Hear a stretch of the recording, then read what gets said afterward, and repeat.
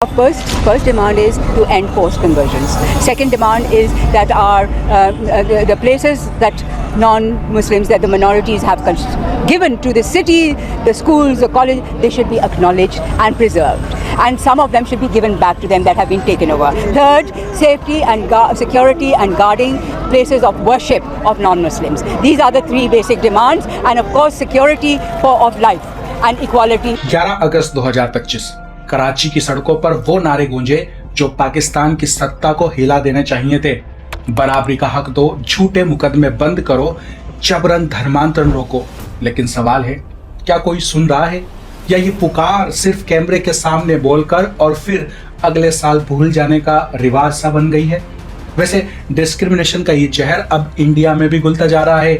ये आग धीरे धीरे हिंदुस्तान के दरवाजे तक भी पहुंच रही है और हम बस चाय की चुस्की ले रहे हैं। दोस्तों, ये कहानी पाकिस्तान के उन लोगों की है जो वहां दूसरे दर्जे के नागरिकों की तरह जी रहे हैं। क्रिश्चियंस, हिंदू, सिख और बाकी धर्म के अल्पसंख्यक लिए खोले जाएं, हमारे स्कूल हैं, हमारे चर्चेज़ हैं, हमारे जो मजहबी मुकाम हैं, हमारी यादगार चीज़ें, उनको भी खोला जाए। जैसे हुकूमत वक्त ने करतारपुर राहदारी खोली है, तो हमारे और भी मुकामात खोल दें, जैसे दुनिया में पाकिस्तान का सॉफ्ट इमेज बेहतर हो और पाकिस्तान के लोगों में भी मोहब्बत और प्यार है। पाकिस्तान में हम रहते हैं, बड़े पीसफुल तरीके से रहते हैं। 11 अगस्त को पाकिस्तान नेशनल माइनॉरिटीज डेज के मौके पर कराची और लाहौर में हजारों लोग सड़कों पर उतरे। YMCA ग्राउंड से सिंध असेंबली तक पैदल मार्च, बैनर, पोस्टर और एक सजाया हुआ ट्रक। लेकिन ये कोई त्योहार नहीं था, ये दर्द का जुलूस था। पास्टर गजाला सफीक, नज़मा महेश्वरी जैसे नेताओं ने साफ कहा, पाकिस्तान के संविधान में ऐसी धाराएं डालो जो किताब में नहीं, जमीन पर भी अल्पसंख्यकों की रक्षा करे। ब्लेसफेमी के झूठे केसों पर तुरंत जुडिशरी जांच हो। जबरन धर्मांतरण और लड़कियों के अपहरण पर सख्त सजा हो। दोस्तों, पाकिस्तान में ये जख्म का दर्द खुला हुआ है और भारत में ये धीरे धीरे पकता जहर बन रहा है। अब पाकिस्तान का पाखंड देखो, एक तरफ अल्पसंख्यक दिवस बना रहे हैं, दूसरी तरफ उनके खिलाफ जहर उगलने वाले कानून जिंदा रखे हुए हैं। पाकिस्तान का सबसे बड़ा हथियार है ब्लेसफेमी कानून। अगर किसी क्रिश्चियन पड़ोसी ने कुछ ज्यादा तरक्की कर ली या जमीन की लड़ाई हो गई तो बस उस पर ईश निंदा का इल्जाम लगाओ और भीड़ तैयार हो जाती है।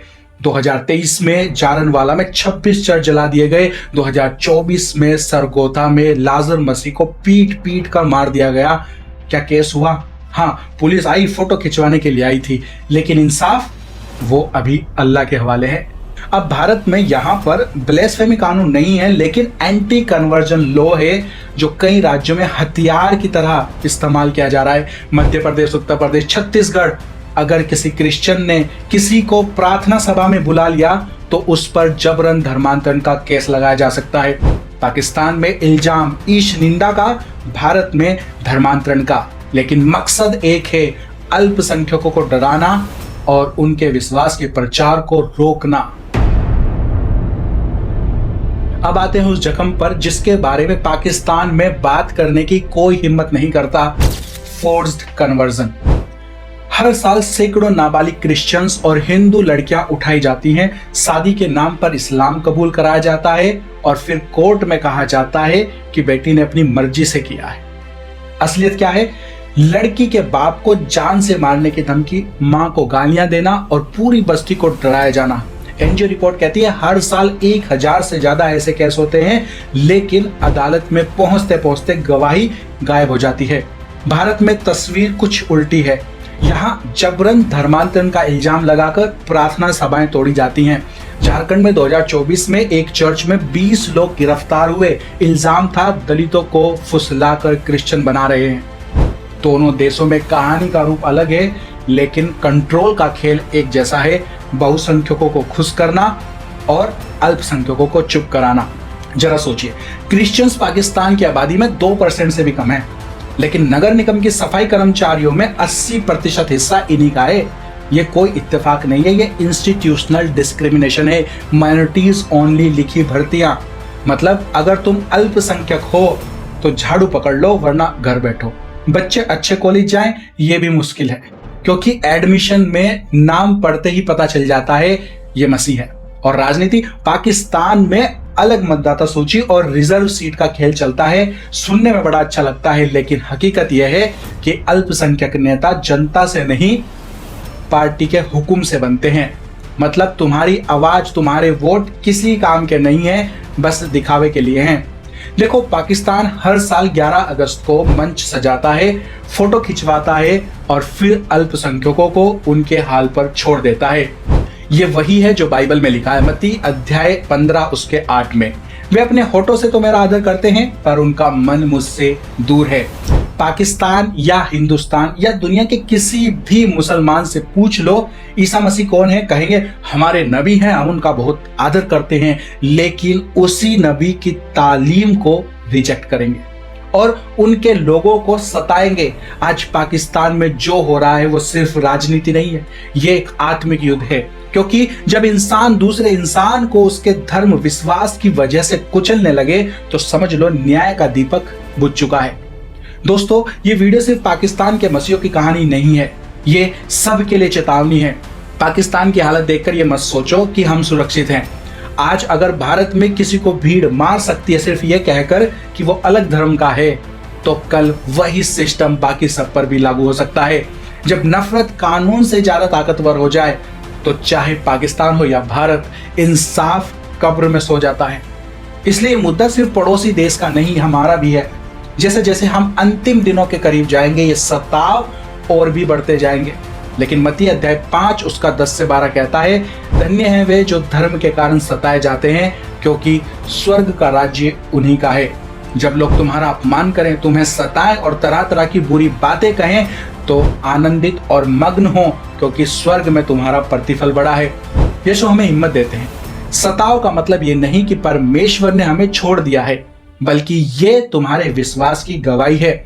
लूका अध्याय 6 उसका 27 से 28, अपने बैरियों से प्रेम रखो, जो तुमसे बैर करे उनके साथ भलाई करो, जो तुम्हें श्राप दे उन्हें आशीर्वाद दो, जो तुम्हारा अपमान करें उनके लिए प्रार्थना करो। दुनिया कहती है बदला लो, पर मसीह कहते हैं प्रेम और क्षमा से दुश्मन को भी तोड़ो। न्याय की मांग करते समय हमारे दिल में नफरत ना हो। मसीह ने सिखाया अपने बैरियों से प्रेम रखो, लेकिन प्रेम का मतलब अन्याय को स्वीकार करना नहीं है, बल्कि बुराई का जवाब भलाई से देना है और सुसमाचार का प्रचार जारी रखना है। बाइबल कहती है न्याय करो, आवाज उठाओ, लेकिन अपने हृदय को कठोर मत करो। मसीह के रास्ते पर चलते हुए हमें न्याय, दया, क्षमा तीनों को साथ में लेकर चलना है। और याद रखो, चाहे पाकिस्तान हो या भारत, अगर तुम मसीह हो तो तुम्हारी पहचान इस दुनिया के पासपोर्ट से नहीं, स्वर्ग की नागरिकता से तय होती है। ऐसे में हम सब क्या कर सकते हैं? हम सबको मिलकर अहिंसा के साथ बोलना चाहिए, अपने विश्वास को शेयर करना चाहिए। आप गलत के खिलाफ पोस्ट कर सकते हैं, कमेंट में अपने विश्वास को शेयर कर सकते हैं, पीड़ितों के लिए सपोर्ट बन सकते हैं, टूटे हुए चर्चों और सताए हुए मसीहों के लिए आवाज बन सकते हैं। ऐसी वीडियोस पर चाहिए कि आप लाइक करें ज्यादा से ज्यादा और शेयर करें। इन वीडियोस को जब आप वायरल करेंगे, अन्याय करने वाले दुनिया के सामने एक्सपोज हो जाएंगे और शर्मिंदा होंगे और जुल्म करने से डरेंगे। चेले ऐसा ही करते थे, वे अपने सुसमाचार को प्रचार करते थे, चाहे फिर मारे क्यों ना जाएं, लेकिन उनके बलिदान के बाद प्रचार और फैलता था और जुल्म करने वाले शर्मिंदा होकर या तो मसीह बन जाते थे या फिर गायब हो जाते थे। आज इंडिया में, खासकर छत्तीसगढ़ में जो कुछ हो रहा है, ये सब टाइम है सुसमाचार को बुलंद आवाज के साथ फैलाने का, ना डरने का, ना ही पीछे हटने का और ना ही छिपकर मसीह बने रहने का। खुलकर सामने आए और कमेंट में लिखे yes I am a Christian, I accept Jesus, और घबराए नहीं, हम जानते हैं यीशु आने वाला है और उसने कहा है जो कोई मुझे लोगों के सामने स्वीकार करेगा, मैं भी उसे पिता के सामने स्वीकार करूंगा, और जो कोई मना करेगा मैं भी उसे पिता के सामने इनकार करूंगा।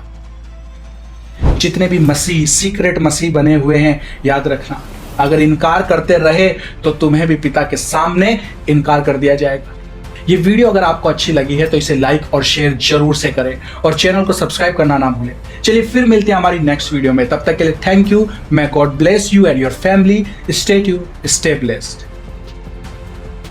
एक और बात जो मैं आपके साथ शेयर करना चाहता हूं कि हमारे जैसे चैनल्स पर YouTube, एड्स का रिवेन्यू लिमिटेड कर देता है, मतलब कि एड से कोई भी खास इनकम नहीं होती है, इतनी भी नहीं कि एक्सपेंसेस भी निकाले जा सकें, और स्पॉन्सर्स हम जैसे चैनल्स को मिलते नहीं हैं। तो अगर आप चाहते हैं कि हम इसी तरह से वीडियोस को रेगुलर बना सकें और अपनी इस सेविकाई को ईमानदारी से कर पाएं, तो हमें आप मसीह भाई बहनों की सपोर्ट की ज़रूरत है। अगर आप हमारे इस इंडिपेंडेंट मसीह मीडिया को सपोर्ट करना चाहते हैं तो आप हमें ज्वाइन भी कर सकते हैं, या डिस्क्रिप्शन में दिए गए नंबर पर गूगल पे भी कर सकते हैं। Thank you, may God bless you and your family. तो चलिए फिर मिलते हैं हमारी नेक्स्ट वीडियो में। Stay tuned, stay blessed.